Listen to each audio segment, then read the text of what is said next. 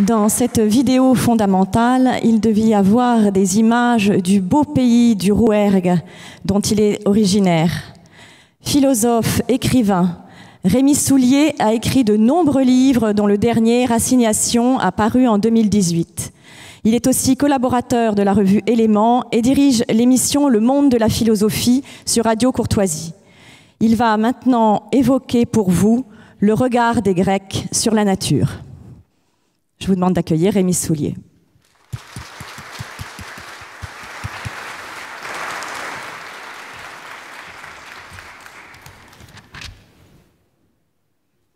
Mesdames, Messieurs, chers amis, donc parler des dieux, des déesses, des titans, des hommes, donc des mortels, ce n'est pas tenir le langage de la fantasmagorie, de l'illusion, de la naïveté, de la puérilité, c'est au contraire, je crois, tenir par excellence le langage du sens. C'est le langage le plus rigoureux pour s'opposer au nihilisme contemporain.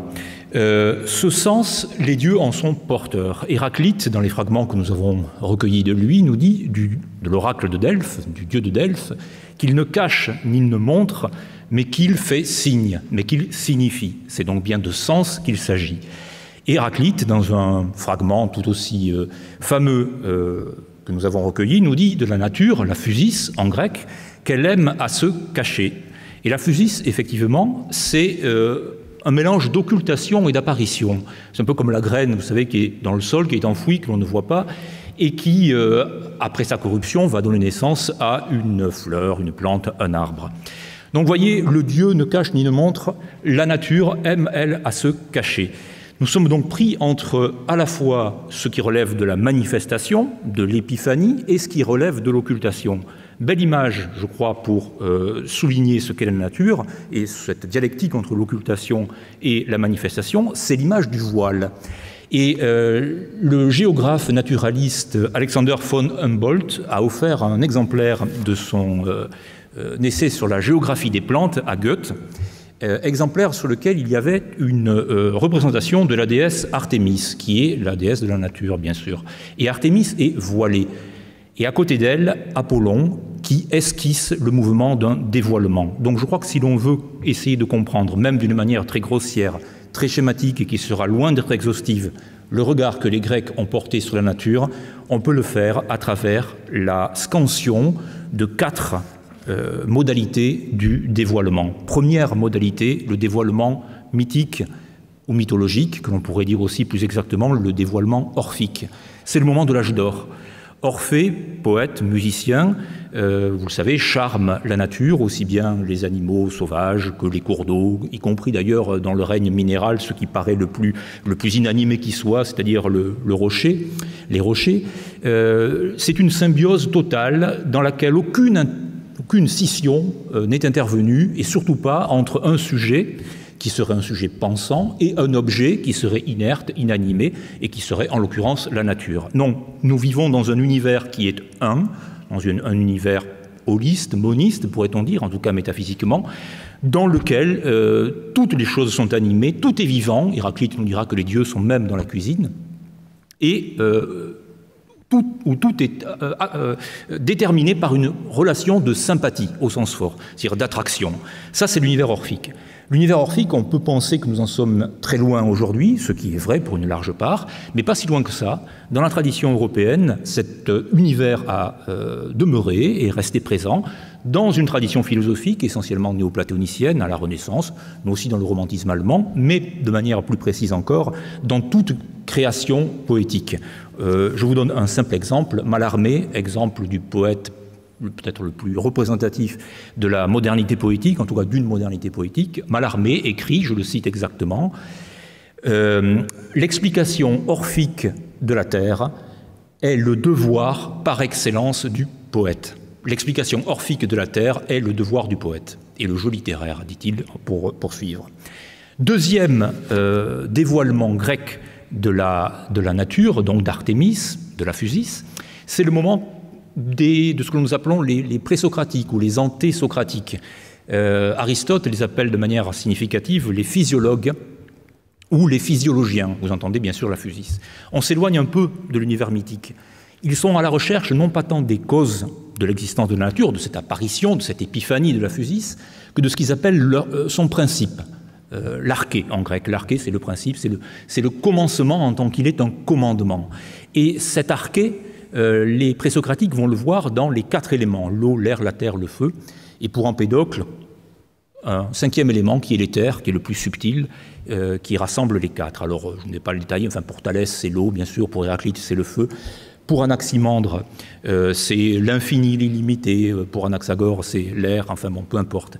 Et puis, c'est également, parmi les présocratiques, l'atome. Pas au sens où nous l'entendons scientifiquement de manière moderne, mais au sens où l'atome serait une particule postulée, à l'époque évidemment pas observée, une particule élémentaire originelle de la nature qui se meut dans le vide et dont un certain nombre d'interactions font que la nature elle-même et ses différentes modalités d'exposition, d'expression germent. Ça c'est Leucippe et Démocrite. C'est donc le deuxième dévoilement grec de la nature. Troisième dévoilement, c'est le dévoilement platonicien. Alors, Platon est un peu dubitatif à l'endroit des présocratiques parce qu'il craint que cette vision des choses et du principe de l'arché nous fasse basculer dans une forme de matérialisme. Non pas parce que le matérialisme serait négatif ou mauvais en soi, mais parce que le matérialisme, à ses yeux, est faux. C'est-à-dire que le grand risque de la pensée présocratique, c'est de faire de la réalité, de la réduire à ce que Platon appelle le monde sensible. Or, pour lui, et c'est le cœur de sa critique des présocratiques, pour lui, le monde sensible, s'il était livré à lui-même, s'il n'était pas mu par une forme d'intelligibilité, serait chaotique, donnerait naissance à du chaos, à diverses formes d'irrationalité. Or, ce que Platon constate, et d'abord en regardant le ciel étoilé, c'est 2 choses, la beauté et l'ordre. Et la beauté et l'ordre de l'ordre cosmique. Et donc ce qu'il va opposer aux présocratiques et à cette pente qu'il juge dangereuse d'une forme de matérialisme et de domination du sensible, au-delà même de la manifestation de cet ordre, de cette beauté, dans les luminaires, dans les luminaires, le soleil, la lune qui sont eux-mêmes divins, mais aussi par leur forme, le cercle, la sphère qui est elle-même divine, ce qu'il va opposer, c'est l'idée même d'ordre et l'idée même de beauté dont la manifestation de la nature, la manifestation sensible, témoigne. Donc plus réel encore que la matérialité, la sensibilité, l'idée d'ordre et l'idée de beauté. Et par suite, l'idée qui préside à toutes les manifestations du sensible.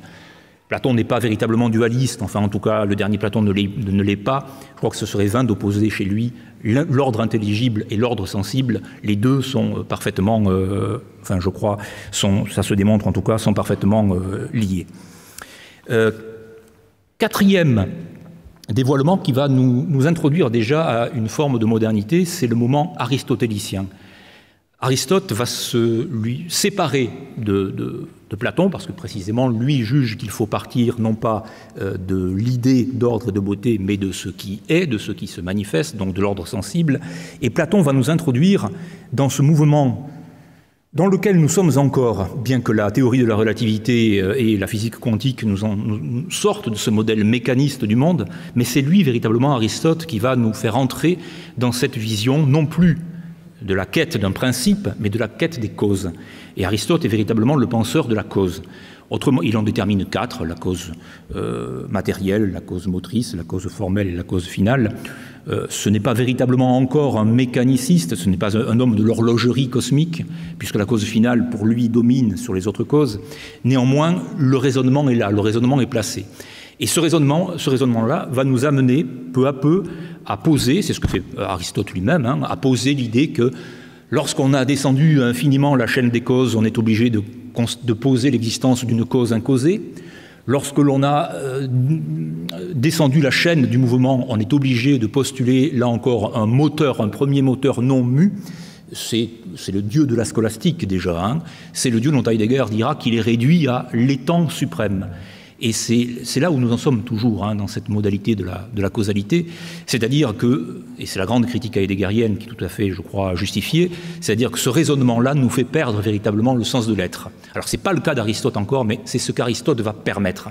Et vous voyez que la situation dans laquelle nous sommes, la situation moderne dans laquelle nous sommes, la situation cartésienne, celle qui va poser un sujet et un objet, et qui va autoriser toute espèce de manipulation, y compris de manipulation génétique, y compris la vivisection, ce sont les animaux-machines de Descartes. Tout ceci est à la base n'a été rendu possible que par cette scission-là.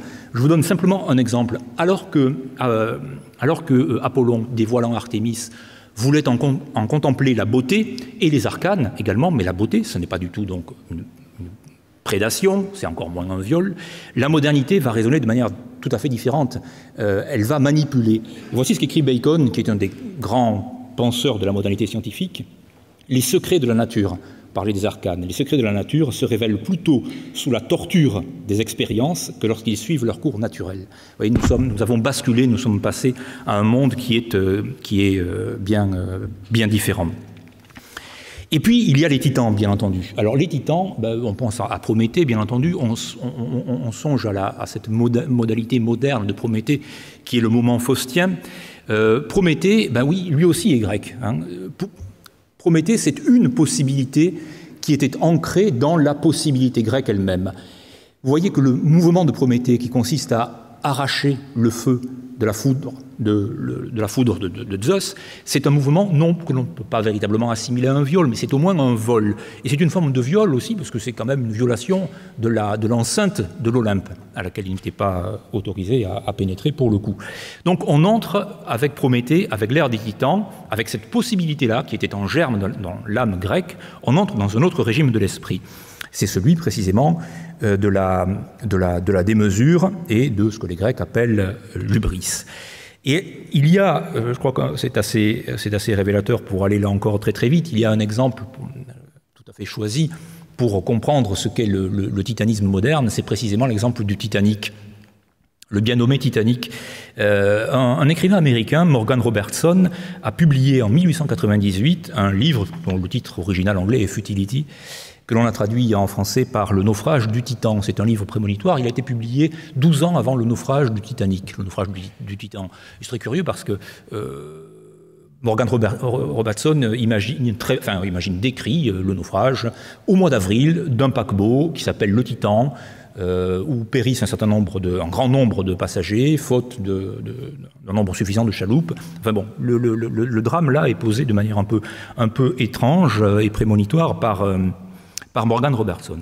Et voici ce qu'écrit Julius Evola dans Révolte contre le monde moderne à propos du Titanic précisément.